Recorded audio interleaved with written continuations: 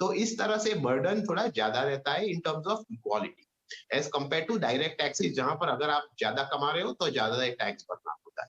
तो ये एक चीज है, इसमें अवॉइड आप कर नहीं सकते, क्योंकि जब इस प्रकार की चीजों पे जब टैक्स बढ़ता है तो आपको भरना ही पड़ता है।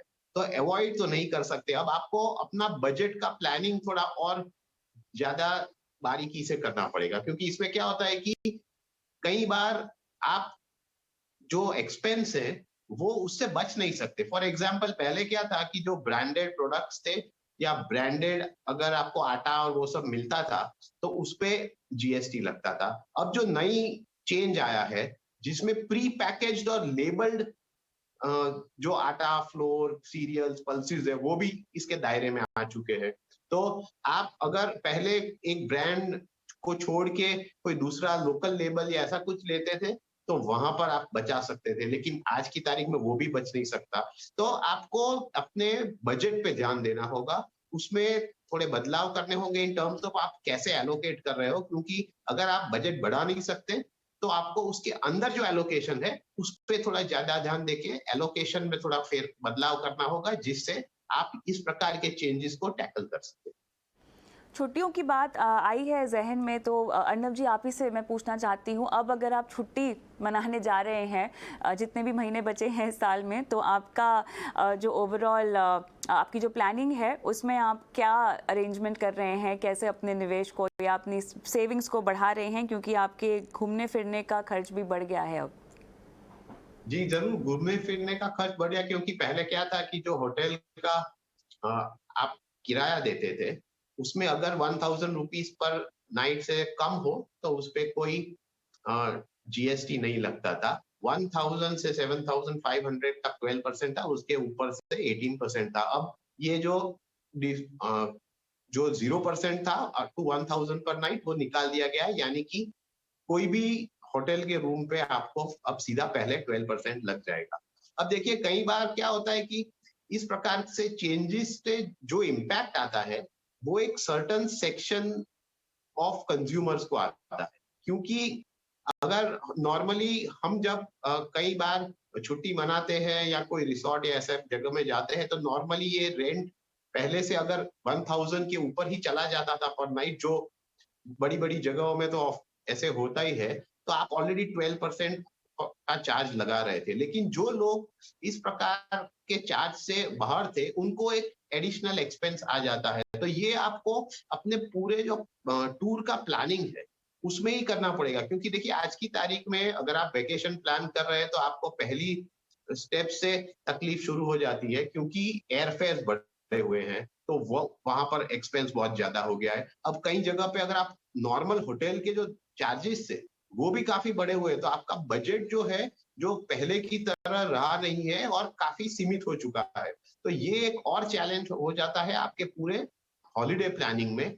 तो इसमें थोड़ा होमवर्क ही करना पड़ेगा, और कोई आपके पास आज की तारीख में at least for the next few months मुझे कोई ऑप्शन नहीं दिखाई।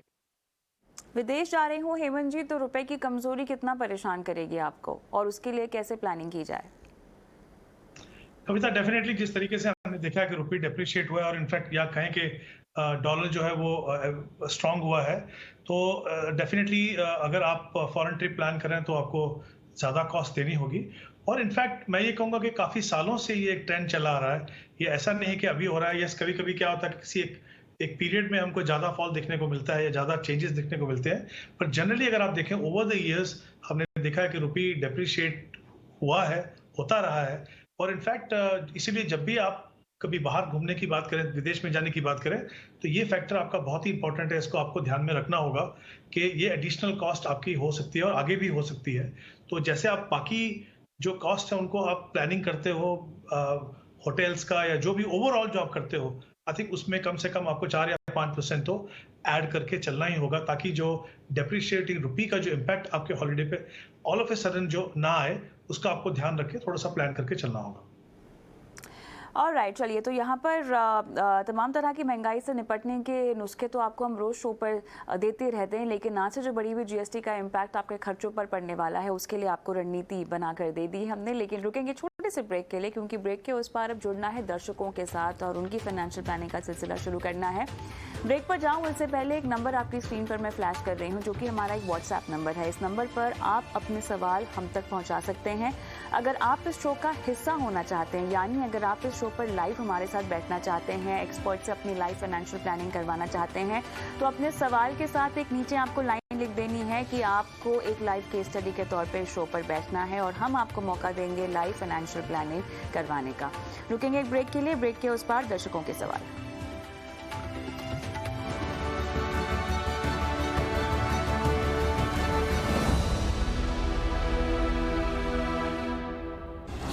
Powered by Mirae Asset Mutual Fund.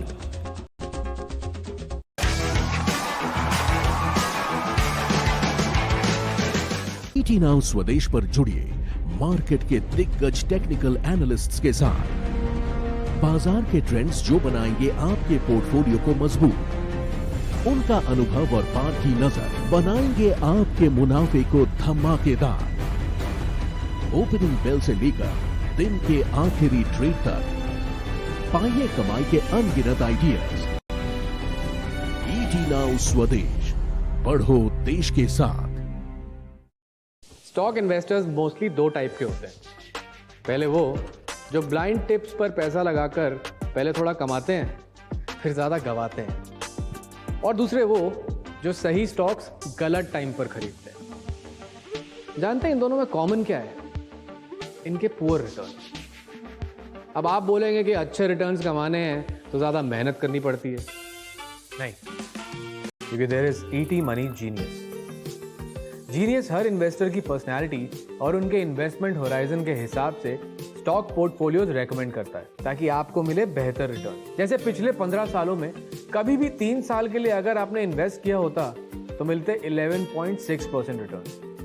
5 साल इन्वेस्टेड रहते तो 16.8 और 7 साल में 22.4% रिटर्न। मल्टी बैगर स्टॉक्स के लिए तुक्के लगाना बंद करो। Download the ET money app now.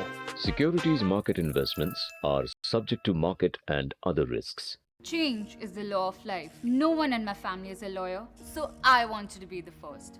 Future-ready law professional in this legally advanced world. And to be a top lawyer in today's age needs a hand-on training and experience. Yes, I'm talking about Bennett University's 5-year law program. Social media, AI, crypto, NFT, all the latest genres of law. Moot court training from first year, internships in High Court and Supreme Court. Bennett completely redefined the meaning of the word law. That's what is preparing me today, a new age future ready lawyer for tomorrow. So guys, dream big. Visit theamazingindians.com to register nominations of the truly deserving. Presenting partner Adani. अबे तू किधर है? Number 12 MG road यानी Mahatma Gandhi road. Signal से cross, वहाँ पे चाय वाला होगा क्रॉस। सीधा जाके किताब गली, फिर पान टपरी से होली क्रॉस। उधर से राइट पे दिखे भगवान, शिव मंदिर नहीं Bholenath. Pink Bangla with green खिड़की, सामने उसके घर है यार। तू किधर है? अल्फांसो वाला नहीं, लेमन वाला यार। वो शॉपिंग मॉल नहीं, शॉपिंग सेंटर देखो। बाजू में काजू बादाम बेचे, 4 रास्ता उसके सामने। आ गया। Addresses in India simply complex. पर what 3 words पे हर 3 मीटर स्क्वायर का है पता, बस 3 रैंडम वर्ड्स का। तो ऐप खोलो, 3 वर्ड एड्रेस शेयर करो और मिल गया पता। What 3 words? Making addresses simply simple. सही स्टॉक्स गलत टाइम पर खरीदोगे तो रिटर्न्स मिलेंगे पुअर। बेहतर रिटर्न्स के लिए ET मनी जीनियस। यहाँ मिलेंगे स्टॉक पोर्टफोलियोज जिन्होंने दिए हैं अप टू 22% रिटर्न्स। स्टॉक्स की अर्निंग्स ग्रोथ और प्राइस मोमेंटम को यूज करके। So, Market and other risks.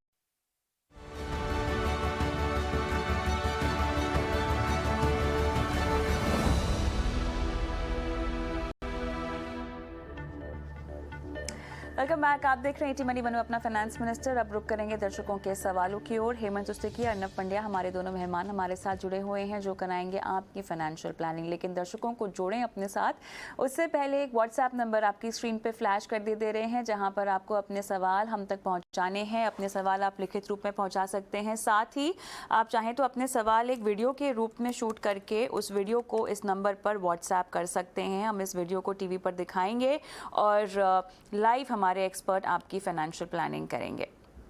चलिए जुड़ते हैं दर्शकों के साथ। अजय हमारे साथ फोन लाइन पर हैं। अजय नमस्कार। नमस्कार मैडम। कहाँ से बोल रहे हैं सर? मेरठ से बोल रहे हैं आप? जी मेरठ से बोल रहे हैं। अच्छा, तो आपका पोर्टफोलियो हमारे पास है जहाँ पर रिटायरमेंट के लिए पैसे जोड़ने हैं आपने, बेटे की पढ़ाई और शादी के लिए। शादी तो वो खुद ही कर लेगा सर, आप बेटे की शादी के लिए पैसे क्यों जोड़ना चाह रहे हैं? नहीं एक्चुअली मैं जो कुछ ना करना तो पड़ता ही ना मैडम। जिम्मेदारी के तौर पे जरूर कीजिएगा। बताइए। तो अभी आपने ये जो 16 साल आपने निवेश करना है ना, 15,000 रुपए। Yes madam, yes madam. तो ये अब तक शुरू नहीं किया है ना? नहीं अभी शुरू नहीं किया है मैडम। चलिए, आपसे ये क्या सोचा आपने म्यूचुअल फंड्स के जरिए निवेश करने के बारे में? क्यों सोचा? आपका शो देख के ही मैडम थोड़ा सा लगा कि म्यूचुअल फंड में इन्वेस्ट करना चाहिए, काफी अच्छा रिटर्न रहता है लॉन्ग टाइम के लिए। अच्छा लगा ये जानकर कि आप शो देखते हैं, लेकिन इसके अलावा आप कुछ पढ़ते भी हैं बाजार के बारे में? कभी ट्रैक करने की कोशिश की है? निवेश करने से पहले थोड़ा जानकारी इकट्ठा कर लेना अच्छा होता है, क्या आपने कुछ किया है? हाँ मैडम, मैंने एक्चुअली में आपका शो देख के थोड़ा सा वो गैस किया है कि लार्ज कैप स्मॉल कैप के बारे में नॉलेज हो गया है। तो उसी के बारे में पूछना था कि मैडम के स्मॉल कैप में इन्वेस्टमेंट करें कि मिड कैप में कि मल्टी कैप जो फंड है। बिल्कुल। तो कौन से फंड सही रहेंगे उसके लिए? डाइवर्सिफाइड अप्रोच सबसे ज़्यादा अच्छी अप्रोच होती है, क्योंकि जैसे कि आप समझ ही गए होंगे बाजार की चाल काफ़ी अस्थिर है। अब ऐसे में अगर आपको एक जगह से नुकसान हो रहा हो तो दूसरी जगह से मुनाफा होकर आपका जो पोर्टफोलियो है वो काफ़ी हद तक बैलेंस आउट हो जाता है। इसीलिए विस्तार से आपको इस पर सलाह देंगे अर्नब जी। अर्नब जी बताएं, इन्होंने अभी शुरू करनी है अपने इन्वेस्टमेंट जर्नी को और 16 साल के लिए इनके पास बेटे की पढ़ाई का लक्ष्य है। 5 साल के बाद बेटे की शादी और 2 करोड़ रुपए इनको चाहिए रिटायरमेंट के लिए। 14 साल के बाद बेटे की शादी है, माफ़ कीजिएगा, पढ़ाई के लिए 50 लाख रुपए चाहिए और लगभग 16 साल के बाद 2 करोड़। जी, अगर हम देखें इनके गोल्स को तो पहले ये तय कर ले कि कितना इनको निवेश करना पड़ेगा ताकि वो गोल्स अचीव कर सके। अब जो बेटे के एजुकेशन के लिए जो एक्सपेंस है उसके लिए इनको अराउंड 38,000 पर मंथ की SIP करनी होगी, जो 12% पर एनम अर्न करेगी तो इनको अपने गोल्स तक ले जाएगी। जो बेटे की शादी के लिए जो गोल है उसके लिए उनको 11,000 पर मंथ का निवेश करना पड़ेगा। और जो उनका रिटायरमेंट का गोल है, क्योंकि इवन दो वो बड़ा है लेकिन वो सबसे बाद आएगा, तो वहां पर उनको एक एडिशनल 34,000 का निवेश करना पड़ेगा। तो ओवरऑल अगर हम देखें तो इनको अराउंड 83-84,000 पर मंथ का निवेश अगर वो करेंगे तो फिर इनका जो तीनों गोल है वो अचीव कर पाएंगे। अब क्योंकि ये सभी गोल्स लॉन्ग टर्म है तो इसके लिए वो इक्विटी का इस्तेमाल कर सकते हैं। मेरी सलाह यही है कि एक अच्छा वेल डाइवर्सिफाइड पोर्टफोलियो बनाए, लेकिन क्योंकि आज की तारीख में इनके पास कोई इन्वेस्टमेंट नहीं है म्यूचुअल फंड्स में, तो जो एक्सपोजर है वो लार्ज कैप्स की ओर से शुरू करें और फिर एंड में मिड या स्मॉल कैप्स को शामिल करें। क्योंकि नॉर्मल टेंडेंसी लोगों की क्या होती है कि वो देखते हैं कि मिड या स्मॉल कैप्स में रिटर्न्स ज्यादा आते हैं तो पहले वो ऐड करते हैं, लेकिन ये एक सही अप्रोच नहीं होता। तो मेरे हिसाब से क्योंकि आज की तारीख में इनके पास सिर्फ 15,000 है तो वो पहले 3 फंड से शुरू करें। एक लार्ज कैप फंड जहां पर पूरा एक्सपोजर लार्ज कैप स्टॉक्स में होगा, यानी कि top 100 stocks by market capitalization. मेरा चॉइस उसमें मिराई का एसेट का लार्ज कैप फंड है। दूसरा फंड जो है वो एक लार्ज और मिड कैप चूज कर सकते हैं, जहां पर थोड़ा एक्सपोजर ऑलरेडी मिड कैप का आ जाएगा लेकिन लार्ज कैप भी है उस फंड में to balance it out. Canara Robeco का इमर्जिंग इक्विटीज इसका मेरा चॉइस है। और तीसरा फंड एक फ्लेक्सी कैप चूज कर सकते हैं, जहां पर पारंपरिक का फ्लेक्सी कैप को ऐड कर सकते हैं। फिर आगे जाके क्योंकि इनको तो अपना निवेश बढ़ाना ही पड़ेगा, क्योंकि उनके गोल्स के लिए उनको काफी सारी रकम चाहिए, तो जब वो एडिशनल अमाउंट आए तब वो एक dedicated mid and small cap fund को ऐड कर सकते हैं। लेकिन आज की तारीख में इस तरह से शुरू करें, अपना पोर्टफोलियो बनाएं और ये अब उनके गोल्स के लिए उनको अचीव करने में मदद रूप रहेगी। अजय, कोई सवाल पूछना चाहते हैं आप? हाँ मैडम, एक चीज और पूछना था, जैसे कि मैंने काफी सुना है, जैसे सर सजेस्ट करते हैं कि कोई फंड चल रहा है उसमें से निकल के दूसरे फंड में मतलब जाना है, तो वो मैडम उसमें वो स्विच हो जाता है कि उसमें से पूरा पैसा विड्रॉल करके ऐसे किस तरह उसको मतलब इन्वेस्ट करते हैं मैडम वो? अर्नब जी, देखिए, जब आप कोई अमाउंट स्विच करते हैं एक फंड से दूसरी ओर, तो फिर ये पहले तो आप पे निर्भर होता है कि आपने या तो पूरे यूनिट्स रिडीम करके पूरा अमाउंट बदल दिया है या फिर ओनली पार्ट विड्रॉल किया। क्योंकि देखिए, जब आप कोई विड्रॉल करते हैं आपको चॉइस रहता है, आप तो या तो एक अमाउंट विड्रॉ करें या यूनिट्स विड्रॉ करें। तो अगर आपने पूरे यूनिट्स विड्रॉ कर रहे हैं तो पूरा जो इन्वेस्टमेंट है वो रिडीम हो जाएगा उस फंड से और फिर आप वो दूसरे में डाल सकते हैं। अब दूसरी बात आती है कि आप कहाँ स्विच कर रहे हो। फॉर एग्जाम्पल, आप अगर सेम फंड हाउस में एक स्कीम से दूसरे स्कीम में स्विच कर रहे हो तो ये प्रोसेस थोड़ा आसान हो जाता है। लेकिन अगर आप एक फंड हाउस से दूसरे कोई फंड हाउस में कोई अलग स्कीम में जा रहे हो तो ये 2 step process in the sense ये होता है कि पहले आपको जब आप रिडेम्पशन होता है तो वो पैसा आपके बैंक अकाउंट में आएगा, फिर आपको वापस से वो निवेश करना पड़ेगा, तो फिर वो बैंक अकाउंट से पैसा बाहर जाएगा। तो ये प्रोसेस रहता है, लेकिन निर्भर आप पे करता है कि आपने कितना अमाउंट रिडीम किया है स्विच के लिए। चलिए अजय, उम्मीद करते हैं कि आपको सलाह समझ में आ गई होगी, लेकिन इस बीच हमारे साथ मोनू, हमारे अगले दर्शक जुड़ गए हैं, मोनू शर्मा। मोनू, कैसे हैं, कहाँ से बोल रहे हैं? मैम, मैं बोकारो सिटी झारखंड से बात कर रहा हूँ। बताइए, आपने 10 महीने से ABSL ESG फंड में पैसे लगा रखे हैं, क्यों इस फंड से आपने शुरुआत की है अपने इन्वेस्टमेंट की? क्या शुरुआत की है कि ये वन ऑफ द फंड्स है आपके पोर्टफोलियो में? नहीं, ये मैं शुरुआत किया हूँ मैम। तो मेरे एक फाइनेंशियल एडवाइजर थे, उन्होंने मुझे सजेस्ट किया था, तो मैंने लास्ट नवंबर से इसे स्टार्ट किया। उन्होंने आपको सबसे पहले इस फंड से शुरुआत करने को कहा, निवेश का? जी जी जी जी। आपने पूछा नहीं क्यों? मैम, वो मेरे भैया के एडवाइजर भी थे, तो उन्हें उनका पहले इन्वेस्टमेंट वो कराते थे, तो मुझे लगा कि सही होगा। लेकिन अब मुझे थोड़ी बहुत नॉलेज हुई इसके बारे में, तो मैं देख रहा हूँ तो ये काफ़ी अभी लॉस में भी जा रहा है और ये काफ़ी हाई रिस्क फंड भी है।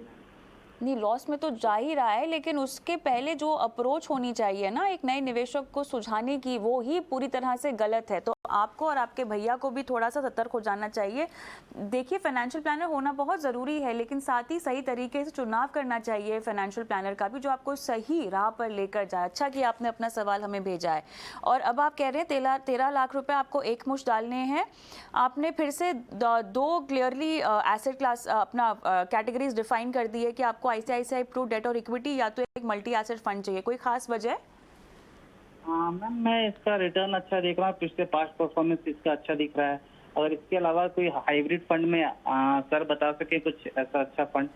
हाइब्रिड में ही क्यों जाना है आपने? आपका लक्ष्य क्या है? देखिए, 13 लाख रुपए आपको डालना है, कितने साल के लिए डालेंगे, कितना कॉर्पस इकट्ठा करना चाहते हैं? मैम, मेरा एज हो रहा है अभी 35 ईयर्स जी, और कम से कम मेरे पास अभी 20 ईयर्स हैं। हाँ जी। और मुझे कम से कम 1 करोड़ रुपए मुझे चाहिए 13 लाख से। 13 लाख से आपको चाहिए 1 करोड़ रुपए, और जो आपका 5000 चल रहा है वो कंटिन्यू चलेगा? वो जब मैं उसे स्विच कर दूं या उसमें बढ़ाएंगे निवेश? हाँ जी मैम, मैं बढ़ाऊंगा और 5000 बढ़ा के उसे 10,000 करूंगा। तो अभी ये जो आपने मुझे गोल बताया है, इसके तहत हम आपको एक नई रणनीति दें तो आपको कोई आपत्ति है? नहीं, कोई दिक्कत नहीं है। चलिए हेमंत जी, मेरे ख्याल से सबसे पहले तो आप मुझे ये बताएं सर, क्या आप किसी को ESG फंड ऐसे निवेशक को रेकमेंड करेंगे जो नया निवेशक हो, जो पहली बार कदम रख रहा हो शेयर बाजार में म्यूचुअल फंड के जरिए? हाँ नहीं कविता, देखिए जब हम ESG फंड की बात करते हैं तो बेसिकली हम बात कर रहे हैं एक थीमेटिक फंड की। हालांकि ये जो थीम है पिछले कुछ सालों में काफ़ी फोकस में रहा है, क्योंकि इसको आप चाहिए तो रिस्पॉन्सिबल इन्वेस्टिंग भी बोल सकते हैं। लेकिन किसी भी निवेशक के लिए जब वो पोर्टफोलियो बना रहे हों, इस तरह का फंड रखना, अपने आप को रिस्ट्रिक्ट करना, मुझे लगता नहीं कि एक अच्छा डिसीजन है। क्योंकि सबसे इंपॉर्टेंट चीज़ ये है कि आपको समझना है कि आपकी एसेट एलोकेशन कितनी हो, आपके पास समय कितना है, आप इक्विटी में इन्वेस्टमेंट के प्रोज एंड कॉन्स को आप समझें। तो आप एक ऐसे फंड में जाएं, जैसे हम हमेशा कहते हैं, देखिए 2 चीजें हैं, एक तो equity as an asset class को समझना, और दूसरे उसके अंदर 3 सेगमेंट रहते हैं, लार्ज कैप, मिड कैप और स्मॉल कैप। तीनों का एक्सपोजर इस तरीके से हो कि आपके पोर्टफोलियो में हमेशा लार्ज कैप जो स्टॉक्स है उनका एक बायस रहे, और कुछ हेल्दी एक्सपोजर आपका मिड कैप में, और स्मॉल कैप में आपका कम एक्सपोजर हो, ताकि over a period of time उसको धीरे धीरे बढ़ा सके।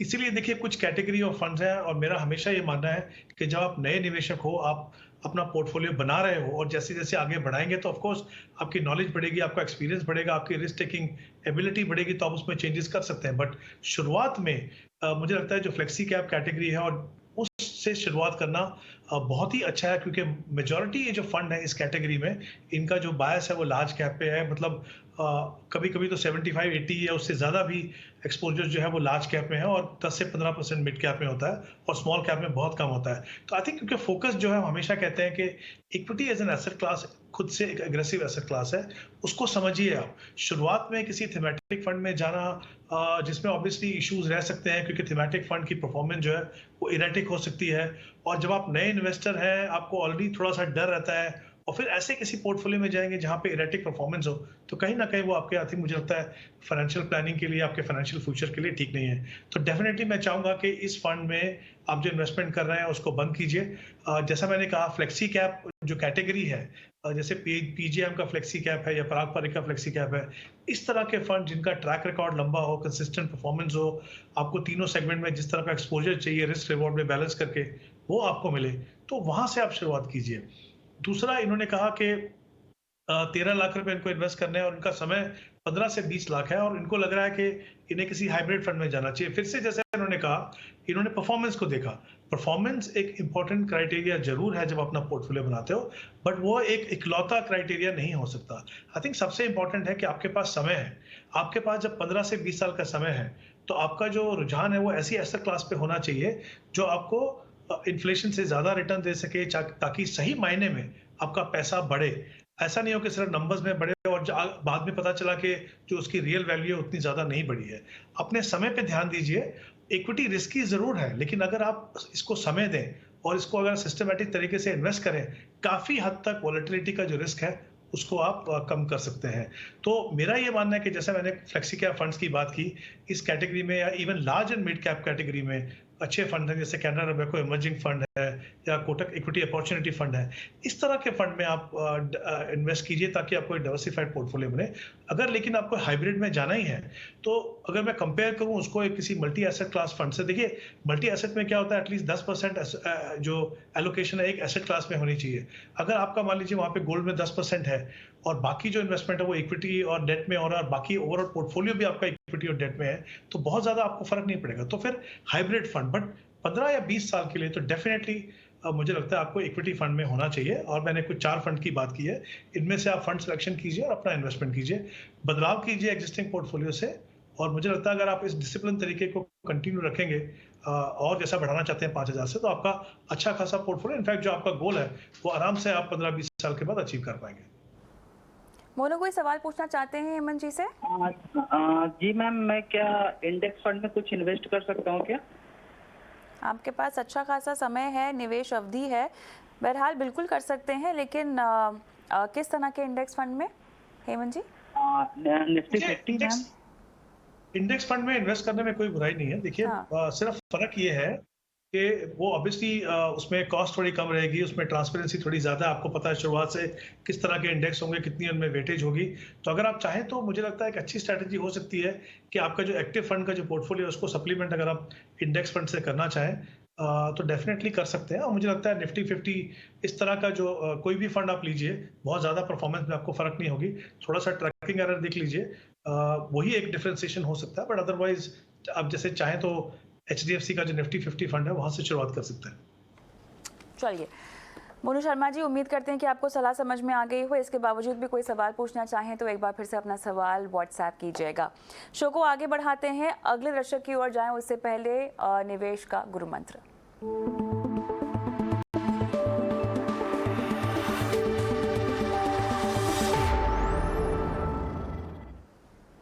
अर्नब जी बताएं, आपने क्या निवेश का गुरु मंत्र आज सुझाना है? देखिए, मोस्ट कॉमन प्रश्न जो आता है इन्वेस्टर से कि क्या हम पास्ट परफॉर्मेंस को देख के अपना डिसीजन म्यूचुअल फंड के बारे में ले या ना ले। अब पास्ट परफॉर्मेंस को देखना एक चीज है, वो जरूर देखना चाहिए, लेकिन उसके साथ दूसरे फैक्टर्स भी देखने चाहिए। लेकिन मेरा ये कहना है कि जब आप पास्ट परफॉर्मेंस देख रहे हैं, तब क्या देख रहे हैं पास्ट परफॉर्मेंस में, ये ज्यादा महत्व का है। फॉर एग्जाम्पल, आप सिर्फ ये ना देखिए कि ये फंड टॉप था या सेकंड था इसीलिए मैं चूज कर रहा हूं, लेकिन आपको जब पास्ट परफॉर्मेंस आप देख रहे हैं तब आप कंसिस्टेंसी देखिए, क्योंकि over a longer period of time जो फंड कंसिस्टेंट रहता है उसका अल्टीमेटली जो आपके लिए वेल्थ क्रिएट करता है वो काफी ज्यादा रहता है। तो कंसिस्टेंसी देखिए, और बुरे समय में भी ये कैसे टैकल करता है उसे, उस पर ध्यान दीजिए। ये ज्यादा महत्व है, न सिर्फ देखना कि कौन सा फंड टॉप पे आया। हेमंत जी, आपका गुरु मंत्र? जी कविता, मैं कहूंगा कि इक्विटी का पोर्टफोलियो बनाने के समय एक चीज का ध्यान रखिए कि अपने पोर्टफोलियो में बहुत ज़्यादा एग्रेसिव और बहुत ज़्यादा मात्रा में आप अपने एग्रेसिव पोर्टफोलियो मत बनाइए। जैसे हमने देखा है कि अमूमन आप एक जो सेक्टर फंड है, थीमेटिक फंड है या स्मॉल कैप फंड में बहुत ज़्यादा एक्सपोजर करते हैं। जब इस तरह का एक्सपोजर आप लेते हैं तो उसमें कोई गारंटी नहीं है कि आपको रिटर्न ज़्यादा मिलेगा, लेकिन एक चीज़ की गारंटी ज़रूर है कि आपका पोर्टफोलियो बहुत एग्रेसिव होगा। तो हमेशा अगर आप एक लॉन्ग टर्म इन्वेस्टर हैं, एक अच्छा सा पोर्टफोलियो बनाना चाहते हैं, तो आपके पोर्टफोलियो में एक बायस होना चाहिए, यानी लार्ज कैप में 50 से 60% का एक थंब रूल के हिसाब से उतना आपके पास एक्सपोजर होना चाहिए, और बाकी में कम से कम 60-70% जो बाकी का है वो मिड कैप में और कुछ हिस्सा जो है वो स्मॉल कैप में। इस तरीके से पोर्टफोलियो बनाइए, और जैसा मैं हमेशा कहता हूं कि रिस्क और रिवॉर्ड के बैलेंस बना के चलिए, वो एक portfolio I think long term में आपके लिए काफ़ी अच्छी रिटर्न देगा। चलिए आगे बढ़ते हैं और झटपट एक आखिरी सवाल ले लेते हैं दर्शक का, और दत्तात्रेय खोपड़े का सवाल मैं यहाँ पर लूँगी।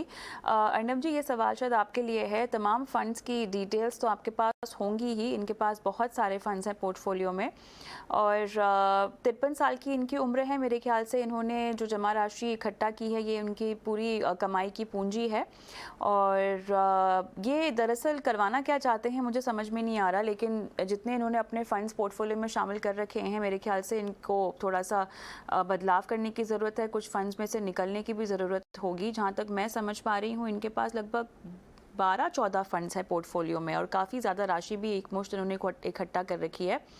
पीपीएफ का बैलेंस भी इनका 14 लाख का है, पीएफ का बैलेंस इनका 15 लाख का है, और इन्होंने फैमिली मेडिक्लेम इंश्योरेंस 10 लाख का लिया हुआ है। अब क्योंकि ये रिटायरमेंट के लिहाज से एक सवाल है, मैं समझ रही हूँ अर्नब जी, हमारे पास डिटेल्स की कुछ कमी है।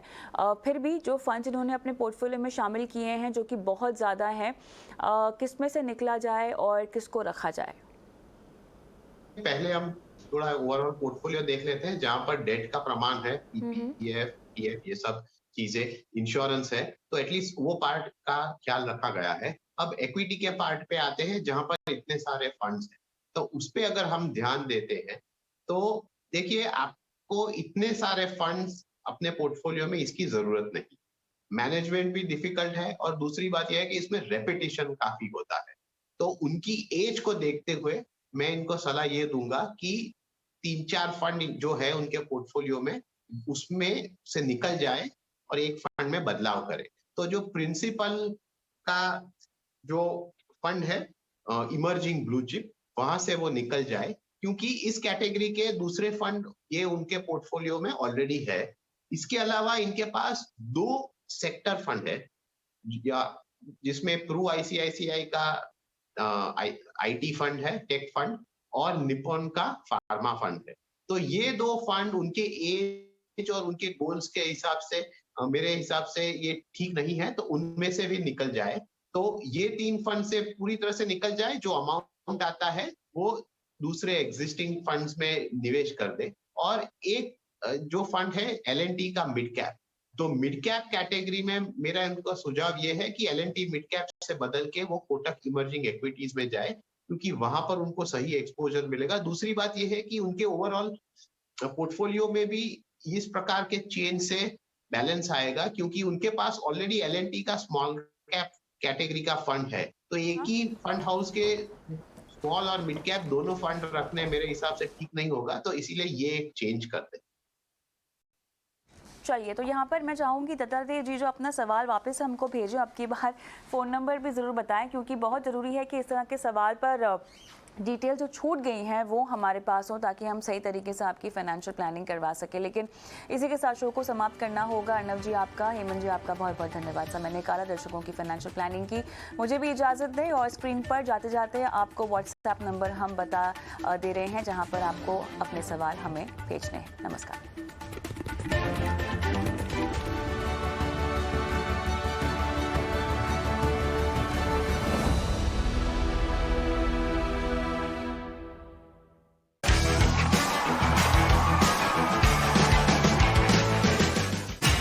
आपके सपनों की जिंदगी है बस एक निवेश दूर। अगर आपको घर खरीदना है तो मौजूदा समय बहुत अच्छा है, आपके पास सबसे कम ब्याज दरें हैं, फायदा उठा लेना चाहिए।